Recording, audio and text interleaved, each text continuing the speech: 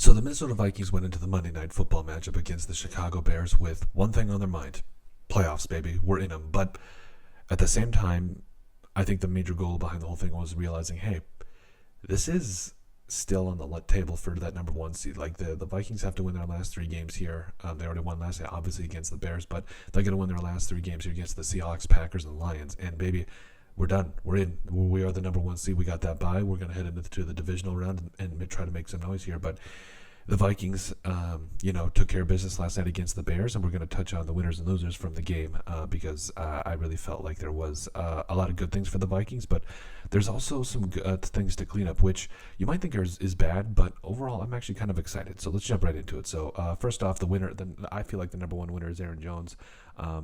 Just went out there and absolutely killed it. I felt like he continually shows how vital it is to have a good running back. That, yeah, I know what a lot of people will think, especially how about the running back position is devalued, but he's different. He has been different for a while. Finished the night 18 carries for 86 yards and a touchdown. He also had 2 catches for 20 yards, so 106 all-purpose yards.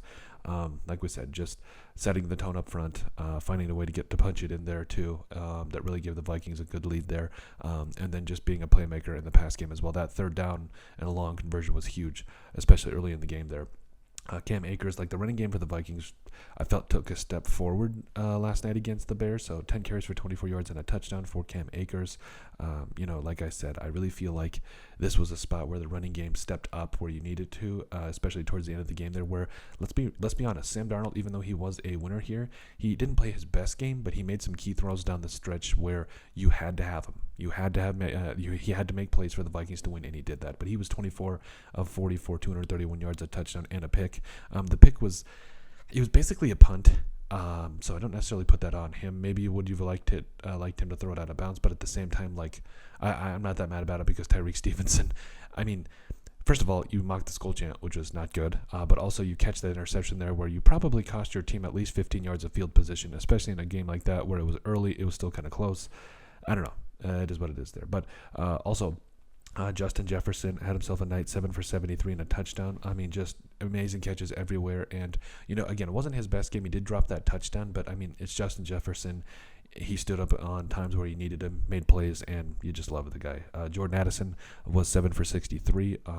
Really made some big-time catches there for you late in the game, even early in the game when the offense was sputtering. And, between Justin Jefferson and Jordan Addison, those two just absolutely get it done week in and week out. The number one wide receiver duo in the entire NFL. TJ Hawkinson, basically 2-minute TJ Hawkinson was the one we want to give a shout out to. 5 for 52 on the night. He had like 3 for 35 there on some of those key drives. I was thinking it right before the end of the half and the Vikings kicked that field goal. I'm thinking, okay, TJ Hawkinson hasn't been targeted at all. Like, what's going on here? And so, then he got his target, and it was what it was. And so he got going there, too. Jonathan Grenard had that big-time strip sack to get things rolling there. He finished with 6 tackles and a sack. Couple of other ones he probably could have had, but overall, you really do love Jonathan Grenard and everything he brings to that defense. Dallas Turner got his second sack of his career. Probably should have had another one, but he was all over the place. He was an absolute menace against the Bears. The third and fourth down defense, I think the Bears were like 1 of 11 on third down, and then like 2 of 3 on fourth down, or no, 1 of 3 on fourth down, excuse me. Where that last fourth down conversion was that touchdown, which I think the Vikings had their second team defense in, so not impressive. Anyway, point is that overall the third down defense and the fourth down defense for the Vikings was very good. Blake Cashman had himself a pretty good night, led the team with 8 tackles. Josh Metellus also played himself a pretty good game, 10 total tackles on the night. The O-line outside of Cam Robinson was pretty good, even though we have him on twice, because I actually really felt like the offensive line, I didn't mean to put him on here twice, but hey, they balled out. I felt like the running game was solid. Sam Darnold had some time back there, even though he still takes those bonehead sacks. I just don't get it. Like, it is what it is. CJ Ham, just key block after key block, and just really being the heart and soul of this team in a lot of ways. Special teams, no matter what it is, he just absolutely balls out. Will Reichard getting back on the horse there, that was really good to see. After that 52-yarder, I was kind of like, okay, I think he's back. So Will Reichard, 3 for 3 on the night, not even to mention PAT, so that was good to see. And like we mentioned, Josh Metellus in the offensive line, things looked really good. As far as the losers, offense, so yes, there were times where the offense looked dominant, but for the most of the part of the game, especially in the middle part there, it was inert. Like the Vikings should have been up by 50. Like literally, that's how many times the Vikings had the ball. Plus, this offense is too good for this. But I mean, they put up 30. It's not the end of the world. But against playoff teams, you can't have some of the mistakes that they did, especially the Sam Darnold interception. Where again, I'm kind of in a different spot here. Like, I didn't think it was the end of the world, but because it was a punt, basically. But at the same time, it's like we got to take care of the football. So, not exactly behavior I want to encourage, but at the same time, it's not the end of the world. Special teams. So you had the blocked punt. You had field position battles, like everything. Like, it just wasn't good. Like, I felt like special teams needs to step it up, especially heading into the playoffs. Mainly it was the block punt for me that really irked me. Sam Darnold taking sacks, like we mentioned, can't have that, especially as we get into the playoffs. The offense not finishing drives. Like, I know it was only 3 field goals, but again, when we get into the playoffs, we got to be able to punch it in. We got to be able to find the end zone.